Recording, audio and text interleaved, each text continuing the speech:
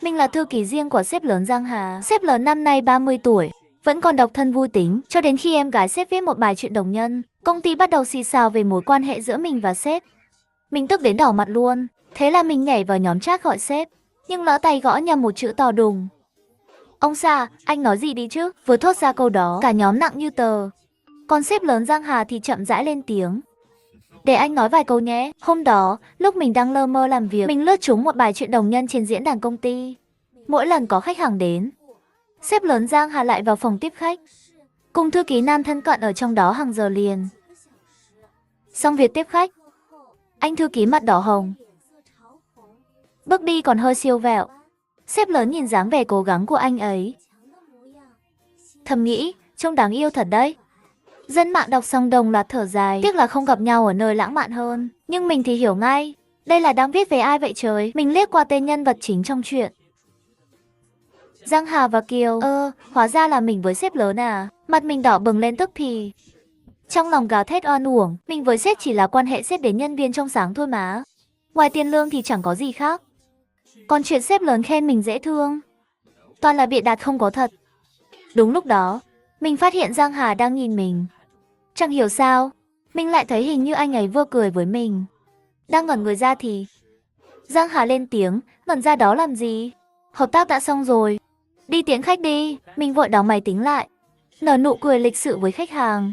Để tôi tiễn anh nhé, bài chuyện này suýt nữa là mình bị sếp bắt cột tang lơ là công việc.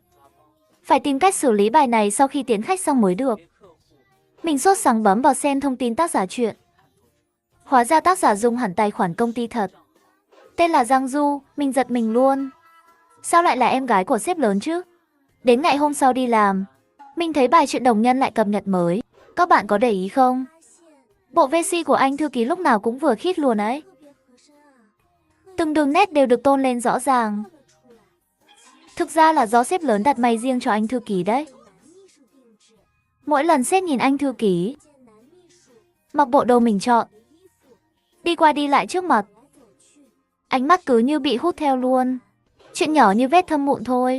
Với vóc dáng của anh Kiều, sếp lớn chắc ngày nào cũng vui vẻ lắm. Sếp lớn không gần nam, cũng chẳng gần nữ, vậy mà chọn anh Kiều. Hóa ra là đã tính toán từ lâu. Anh Kiều gì chứ? Phải gọi là anh Kiều Sinh chứ. Mình đọc xong tức đến ngẩn người. Sao họ dám nghĩ lung tung thế chứ? Mình là trai thẳng chính gốc mà. Đột nhiên, Giang Hà bước tới gần. Kiều Viễn, cậu làm gì đấy? Mình giật mình hoảng hốt, vội thoát khỏi bài chuyện.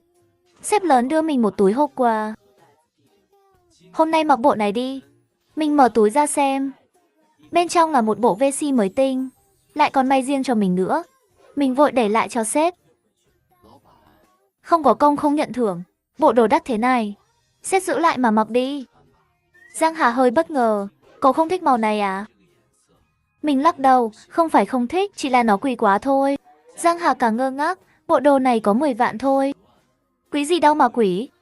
Mình nghe xong thấy lòng tổn thương sâu sắc. Đành giải thích, nhưng lương tháng của tôi chỉ có 2 vạn thôi. Giang Hà bừng tỉnh. À, hóa ra cậu lương thấp hả? Mình ngẩn người ra. Không, tôi không có ý đó đâu, đừng sa thải tôi nhé. Nhưng Giang Hà lại bảo, tăng lương cho cậu thêm 2 vạn. Thế được không nào? Mình mừng rơn luôn. Trên đời còn có chuyện tốt phải sao? Giang Hà cũng cười theo. Giờ mặc bộ đồ này được chưa? Mình gật đầu lia lịa. Nhưng mặc xong bộ đồ, mình lại thấy hơi kỳ kỳ. Sau khi mặc đồ mới đi một vòng trước mặt Giang Hà, mình nhận ra sếp cứ nhìn mình mãi. Sếp nhìn gì vậy Giang Hà? Chẳng lẽ sếp thích mình thật à? Lúc đó, sếp đưa mình vài tập tài liệu. 10 phút nữa họp với nhóm kế hoạch nhé. Mình thở phào nhẹ nhõm. Đúng là mình nghĩ nhiều rồi. Sau đó mình nhắn nhóm kế hoạch, rồi ngồi đợi trong phòng họp. Đúng lúc đó, bài chuyện đồng nhân lại có tin mới. Sếp lớn đột nhiên tăng lương cho anh Kiều đấy. Anh Kiều 2 năm nay chẳng có thành tích gì nổi bật. Tự nhiên tăng lương chỉ có một lý do thôi. Chắc chắn là nhờ lời nói bên gối rồi. Mình đọc xong câm nín luôn. Sếp lớn với em gái đúng là tưởng tượng siêu đỉnh. Dưới phần bình luận cũng có người nghi ngờ. Tôi thấy anh Kiều với sếp nghiêm túc lắm mà. Hai người lúc nào cũng giữ khoảng cách. Sao lại bảo họ có gì được chứ? Lúc này nhóm kế hoạch đã đến dần đông đủ. Mình cũng chẳng rảnh xem tiếc. Nhưng giữa buổi họp, Mình lại không kiềm được mà lén xem. Ai ngờ thấy cảnh làm mình tối mắt luôn. Không phải tin đồn đâu.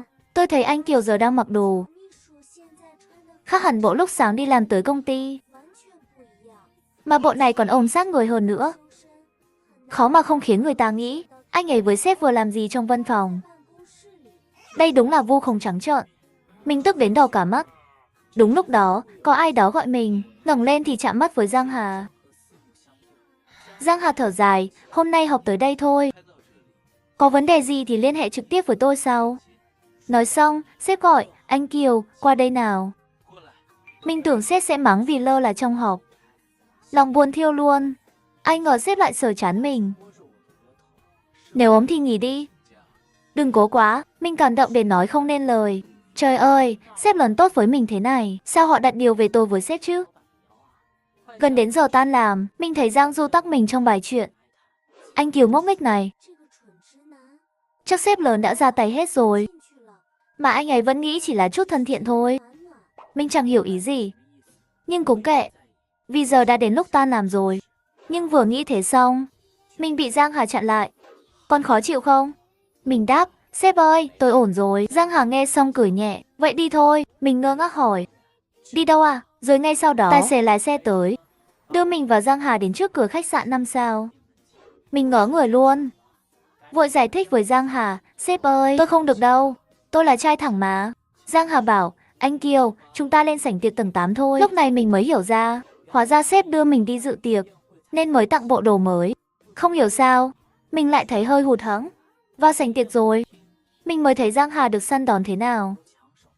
Cả đám người cứ như sói thấy thịt, đua nhau lao tới bắt chuyện. Giang Hà bảo, anh Kiều, nhờ cậu chút. Thế là sếp giao tiếp xã giao, còn mình đứng đợi hỗ trợ sếp. Giang Hà cười nói vui vẻ với khách. Mình vẫn đứng chờ sếp, đang bận rộn đến quay cuồng thì một cô gái trẻ bước tới gần. Anh Kiều, tôi muốn đổi danh thiếp với sếp Giang được không? Chắc tại đầu óc rối quá. Mình buột miệng, xin lỗi nhé. Thông tin liên lạc của sếp không thể cho cô được.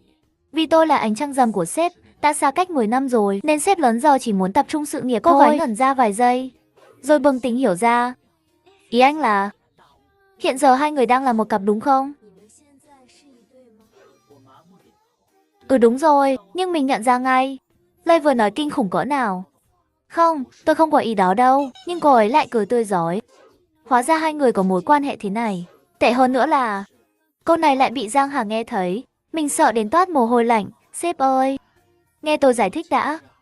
Nhưng Giang Hà không hề giận, mà trầm ngâm, hóa ra còn có cách này à.